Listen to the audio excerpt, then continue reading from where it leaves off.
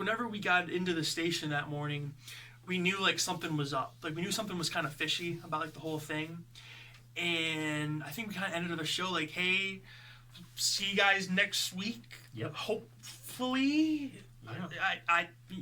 Because at the time, like, we didn't want to like say anything that we didn't know was untrue or true. So we're like, because we don't want to get people worked up or make people think something bad's going to happen if it's not. But yeah, because we were the it was weird.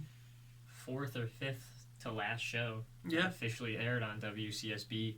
So, I mean, we were on Friday morning, so anybody the week before that, Thursday, Wednesday, Tuesday, whatever, they just thought they'd be coming back to the station the next week. So we at least were able to voice, like he had said, we don't know what's going to happen. We hope we're back next week. We're not sure if we're going to be back next week. And then you got to thank the weekend people, Saturday, Sunday. Yeah. The last show's gone, so now they have they're just unsatisfied listeners. They didn't get to finish the story. It's whole community of people. Yep, whole community. I'm Brendan. I'm one half of the show, or what was the show, Rise and Vibe on WCSB Cleveland. We were on at 4 in the morning. We were on from 4 a.m. to 6 a.m. I was the second half. I was 5 to 6, and I did the Japanese electronic and city pop half of the show. I'm Brock. I was on the second half. I was on the first half of Rise and Vibe. I mainly played funk, soul, jazz, rock. I mean, like we try to kind of play everything. Yeah, it was kind of a variety show. We did some. It was mainly the Japanese and the funk, but we did some reggae shows. We did some. We kind of did everything. Yeah. Because there was something that we always kind of mentioned was like music is so vast. There's millions of different forms of music. There's so many different types of things you could be playing, and it would kind of be a disservice to music in general to just only play one certain thing when you can play a little bit of yacht rock, you got jazz, you got psychedelic rock, you got a whole bunch of different things, so it's just, that's kind of always what we try to do, is just try to be all over the place, because then that also lets us kind of discover like new music for ourselves, and then we can share it, and then it kind of just keeps the cycle going. Yeah, totally. So on WCSB in general, there's probably around, was it like 100 shows in a week? Yeah, I think the councilman said 98. I want to say 98 active shows right now. And some of the shows had, a handful of DJs. Like, we were 2 in 1. There's a Saturday night show that brings like 4 people. I was going to say, that one, because they did that's actually where we got the karaoke idea from. We were just saying karaoke for an entire show. And with active members and people who are still a part of it, a couple hundred right now. Yeah, and I'm sorry. No, there was like 300, 400, and maybe more. And there was people that had been there for a while. Yeah. And since it started, because the guy we were sitting next to, but there was a guy that we had talked to, he'd been there since the start. Yeah. Like, he was one of the first DJs there and one of the last DJs there. Yeah, he was there the 49-year span. Yeah, and it was... it was such a great community with that, with the entire station, though, because everybody played something different. And it was like you had one person that was playing Hungarian music. You had another person that specialized in like psychobilly, rockabilly. You had another one that was jazz. You had one that was grindcore. And then you had one that was like the news. Like the show that was after us was the news. The hour news show. Yeah, it was the hour news show. And it was like talking about like modern world events. And it was like... was so cool because like it was everything all in one station. It was impossible to not find something you like. Mm-hmm. Everybody was going to find something you like. We had even people that would get up at 4 in the morning and listen specifically to our show from other states and then log off. They were there just for ours.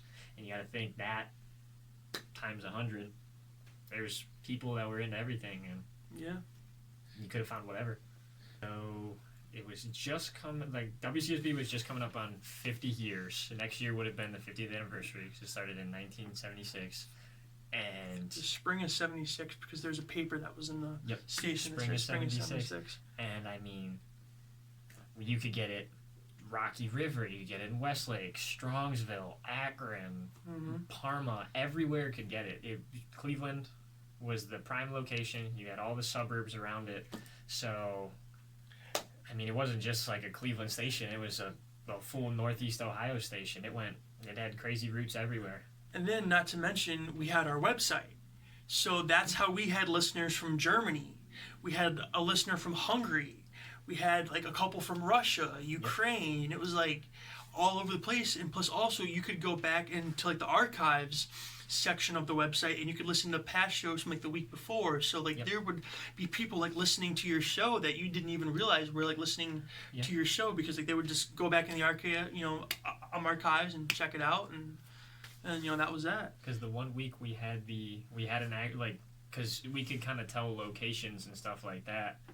We actually had a Japanese listener. Yeah. Remember, that was the huge thing. Doing the second half Japanese show, we had somebody in Japan listening to the show. I remember you lost your freaking mind. Oh my god! We were oh my crazy. god! Like, this is exactly what I was trying to do. Yeah. It was awesome. It was super cool. Yeah. I had a listener that he would call in every single week. His name was Tim. I don't know if he's on social media. I don't know where he's from. Yep. I don't know if he's from around Cleveland and he's getting the news, like through like the actual news from the newspaper, or if he was listening from. We always had our kind of hypothesis was that there was these two people from Virginia, Washington that would always listen, and we kind of thought that it might be from him. It was them and Portland, Oregon. Yeah, Portland. Repeat listeners. Mm-hmm. And sorry to take it. No, take over. He called us halfway through our last show because we had started an hour late, and he said, "Oh my god, I was so nervous. I tuned in at 4 and it wasn't you guys, and I didn't know what was going on." And now you got to think, what if he tunes in next week? Tomorrow. Yes. Tomorrow, yeah. No, in 2 days. Yeah, 2 days. Our show's coming up, so it's you got to think. We had him. Every show probably had it, and if there's hundreds to, even thousands of listeners, people could be in the dark about it. Radio, people like to say, is an old form of media. People that consume it might not have social media or new technology and that stuff, so it's just cut out a huge sector of listeners, and they might not know what happened. And there's people that have been listening for so long too. Like there's people that have been listening to it for decades, and they might not have social media, but it's kind of like what Councilman Chris Harsh said. Every household has a radio. Yep. I mean, like you might not have Instagram or Facebook or whatever, but you got a radio in your car. Mm-hmm. There's a radio in. Shoot, dude, there's a radio in my kitchen. Yeah. Like everybody has a radio. Like everybody has access to a radio, but not everybody has social media. So it's just, it's kind of like disheartening to think about, because you have all these people that have been so loyal for almost half a century. Some people, and so some of them are tuning in today, tomorrow, yesterday, and like, what's this? It's all jazz. And like the show I apprenticed on has been going for 20 years. So you got to think 20 years, same time, always going, or it might have even bounced around a little bit. But imagine listening to the same thing every week for 20 years, and then becomes a habit. Then nothing. Yeah, it's a part of your life. Yeah, and then gone. It's over with no warning. Mm-hmm. Yeah. So Friday morning, I commute from Strongsville, so I leave at about 2 a.m. And he comes from Sandusky, so he's got like an hour drive downtown. Yeah. We grab a dozen donuts or a box of donuts or so, drive up there. I get there around 3:15 or so, because our show's at 4. And I always go in early. I'm on my laptop, getting stuff ready, whatever. Scan my ID card. Door doesn't open. Text Brock. It's not working. Brock gets there 3:30 or so. Scans key card. Yep. Not working. So we're sitting there. Can't text anybody. Yeah. It's almost 4 a.m. Yeah, nobody's awake. Nobody's going to respond, anything like that. So we had been given the idea, because it's obviously part of Cleveland State, we could go maybe reach out to the campus police or see if I could get a staff member to open it, because their maintenance would not be open. So we drove to the police station and we managed to get them to open it for us, and they let us in. So we missed the first 50 minutes of our show. We didn't get on until 4:50. And like we had said, that was right around when Tim had called. Like, guys, what? Like, we didn't even know where you were. Like, what happened? So we lost half the show. We didn't know what was going on. And we had just been asked, as 6 o'clock came, by the people who were waking up, can you stay there just to open the door for the next person? Because if it's going to lock out if we leave, It's going to start the same thing again. So we ended up staying till 7. Mm-hmm. We opened the door, and then we left and woke up to what the rest of Cleveland woke up to on Friday. And then, which mind you, like, we had no idea that we had been locked out on purpose. We just thought, hey, like, there's something wrong with the door, you know, like, it's a technical problem, and I don't think Fast opened until 7 a.m., you know, like, whenever we were going to leave. So, like, because the guy who was after us, he was, like, at the front, you know, door, like, trying to buzz in, and I mean, like, we saw him, like, on the security cam, like, trying to use his ID, and we're like, that's whenever we knew, like, it's not just ours. What's going on here, you know, because, like, it's not just, like, the two of us, so then we let him in, and then just kind of kept going until 11:15, until everybody was escorted out of the station by campus police under the watch of Jared Pratt. Yeah. And I'm not sure who else was there, but I mean, our somebody else, at least our executive staff, the people who really run the station, are the lifeblood of the station. Yeah. And they got like no notice. Nothing. What did they get? An hour at most, or something like that, and probably not even that. Yeah. We had been, what was it, 10:30 in the morning? We had gotten alerted sometime around then. What, that the station got shut down?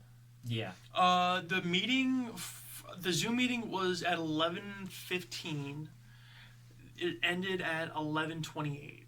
And within that 13 minutes, that's whenever we got the whole rundown, like, hey, like, it's going to be Jazz Neo taken over by Ideastream, effective immediately. It was officially at, I think they said, what, 11:16. Yeah. So while we were still finding out what was happening, they had already switched it. So we got informed after the decision had happened. Yeah.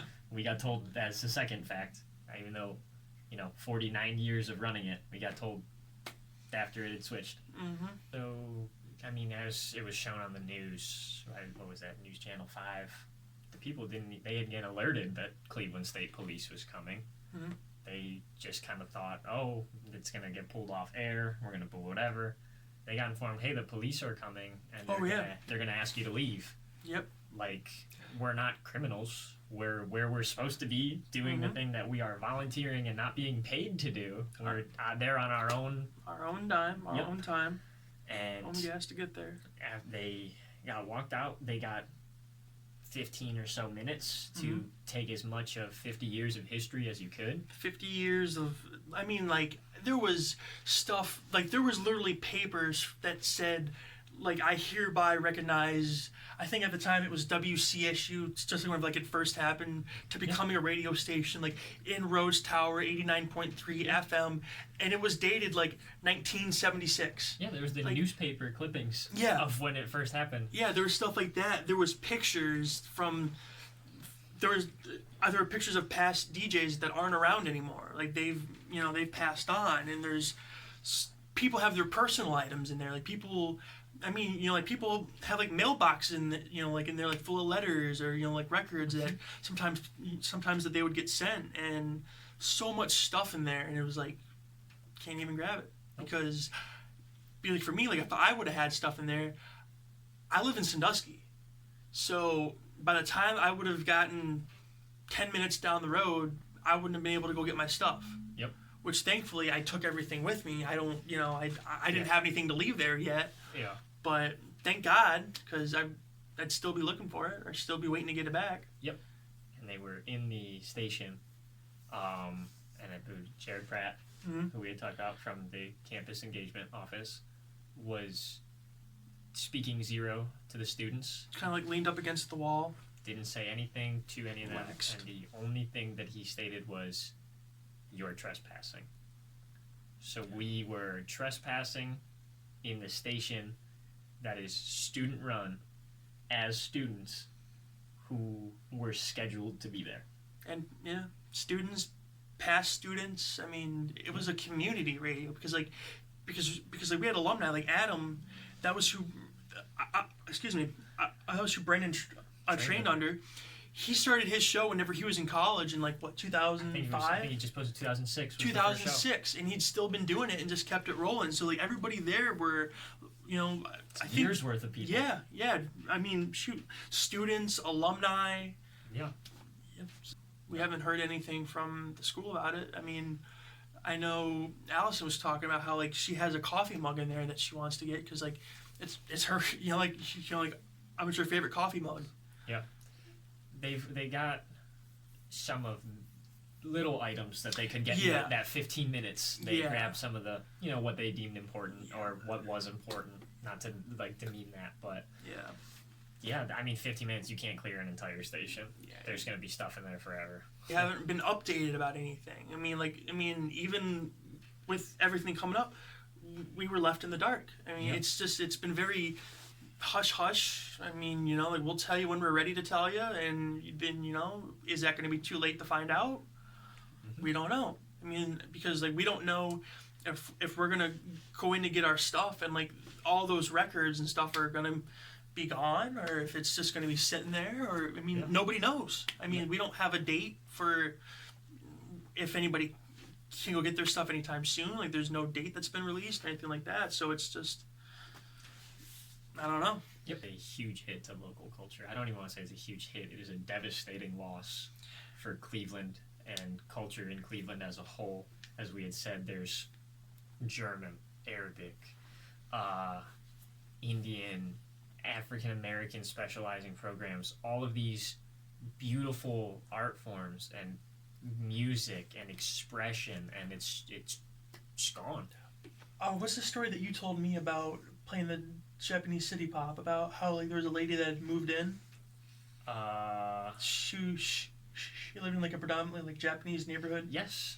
Yeah, who was just here today, actually, at Current Year. We were talking with them. They had just moved into a Japanese area, or mainly Japanese place, and they discovered that kind of music. There's no other station in Cleveland, or local, or anything like that that's going to play that kind of music. WCSB was the lifeblood of new, or oddball, or stuff you're not going to hear anywhere, so it wasn't like today's top hits, or what's trending. It was just did what we want and expressed our culture and the cultures of so many others, and people loved it. And now it's gone. I mean, like it's something different. I mean, it's like if you have like if you have like a city that's a melting pot like Cleveland, and you have all these different cultures that are coming in, like some of the shows at WCSB, it was kind of like a little slice of home. I mean, because we had like a whole hour of Hungarian music. We had German music. I mean, and if you're just coming in to like a new country, or if you've been here and you're missing your home country, that's how you kind of listen to like, music, because you're not going to tune on to, like a mainstream radio and hear, German music, or I mean, you might, but it'd be like, 99 Luftballons or something like that. I mean, like something besides 99 Luftballons, if you're German, would be something nice to hear, I'm sure. And I think that Councilman Chris Harsh hit the nail on the head with everything they talked about with the culture. He was saying that he used to paint houses, and him and his crew would count down the weekend by listening to, what was the... I forget what the Herb. show was. Herb. Yeah, listening to Herb's show. Yeah, Herb. And then Herb would start off with, like, I think it was hymns, then it was blues, rock, and it was all just kind of following the history of black artists and black music. And it was awesome. As it traveled through time. Yeah, exactly. As it traveled through time. And it just, where else are you going to find something like that? Yeah. I mean, like, you can't find that on, like, a big corporate radio station. Like, you're not going to... I mean, especially whenever you have DJs that are doing it purely for the love of the game. They're not doing it for a paycheck. They're not doing it, because they want to get attention. They're doing it because they love to do it. They love the music. They love the people they're doing it for. And it's all love. Like... You think we're going to get up at 2 in the morning... and you commute an hour, and we drive half an hour, and get breakfast, and bring our own records and CDs and do all that stuff, and then because we don't want to, and then drive back to work that same day, work immediately, go after. To work, and then have class the day before, and then driving back and forth from Sandusky to Cleveland 4 days a week. Yeah. I mean, I think we might have liked doing it a little bit. I loved think that's doing a big it. part of it. Yeah, we loved it. that was a highlight of my week, was getting to do that, because I knew like every Friday, I knew exactly what was going to happen. I'm going to leave my house in Sandusky at around 2:30 in the morning, get to Cleveland around 3:30. You know, Eat some donuts. Exactly. I mean, like Brendan's gonna be, sitting in the studio. There's gonna be a bag of donuts from Donut Scene in Strongsville. Like sitting there. I'm gonna have my Red Bull. He's gonna have whatever he's drinking. We're gonna sit around for a little bit. Shoot the breeze. Yep. Kind of like something that we always did was we always showed each other like memes on our phones, and we'd just start cracking up for the first like half an hour, and that would just get us in a good mood. And then by then, like, the energy drink's kicking in, so then you got some energy, you're in a good mood, and then you get rolling, and you got, like, all these songs that you've been listening to all week, and then the excitement builds up, and then you kind of tune down the automation, then you pot up, AV Live, and you do the station ID, and the next thing you know, you're rolling, and those 2 hours would go by so unbelievably quick. It was like hyperspeed going through, like, space-time. It was just, it was awesome. Custom recorded intro. Yes, that he did intro, all by himself. Played that. Anybody could use it. But we made it. We used it. You knew our show was coming up. We played it. We had guests on that have now even gone to form radio shows at their local colleges. We have one at Kent. Isn't there one at Bowling Green too from one of our friends? He really wants to do it. He's trying to get into it right now, and I don't want to say spread the love, but it's influential. It really shows the influence of what WCSB did for the area. We had the same PSAs that we would play too. Every time. I was in the Cleveland Public Library. And I always did buzz driving. Yep. Every week. Yep. And it's been, for lack of better words, stripped and taken from us. We just made very backstabbing. There's no better way to say it. Rug pulled. Yep. We don't even know what the exact reasoning. We don't even have an exact idea. It's from what we've been told. This is from the president's personal email. Well, not her personal email, but like her school email, and her point of view from it was, she said that it was to give students more paid internship opportunities and more educational opportunities, which mind you was only for comm students or music and theater students. What's better experience than being live on the air with your own radio show? You have time management right there. You got communications. You got all these different things wrapped up into one, and then you get complete expressive freedom. You can play whatever you want. If you want to play Miles Davis and then Suicidal Tendencies right after, go for it. That's the beauty of WCSB. If you want to play something completely off the wall that's just somebody screaming into a microphone for 2 minutes, go for it. That's noise music right there. We had a station show that played noise music. Yeah. And it was awesome. It might not have been your cup of tea, but it was somebody else's cup of tea out there, and they loved it. Yep. And it was just... When you say that you're adding this much opportunity, but you're taking away this much opportunity to students, doesn't add up. And then also what we were told was it had nothing to do with budgetary issues. It was just purely to give students opportunities. So we don't know what that means. And from what I've been told too was Cleveland State students already had the chance to get internships with Ideastream. Ideastream's right down the street. Yeah. I don't know how much closer you need to be, because it goes Playhouse Square, Ideastream. Yeah. It's my building, the Urban Affairs building, was literally right across the street. Yeah.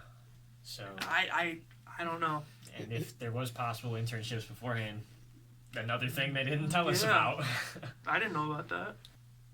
We finding a foundational part of our country. You have freedom of expression and freedom of speech, and we are what has always been historically known as the melting pot of, the world, where every culture, comes together.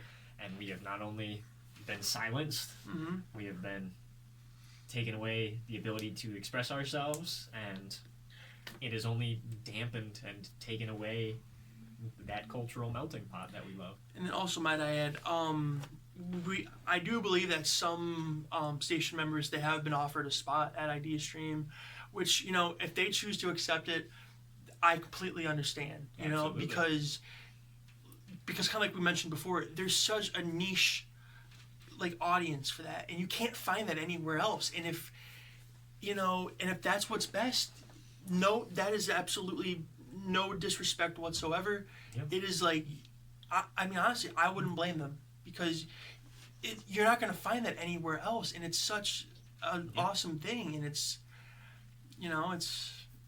You're taking away the vital part. It's their vital part of the community. Yeah. Of course, they want to be a part of it. Yeah. And we've just had it taken away from the majority. The future of the station, we're not really sure yet. we don't know. It's.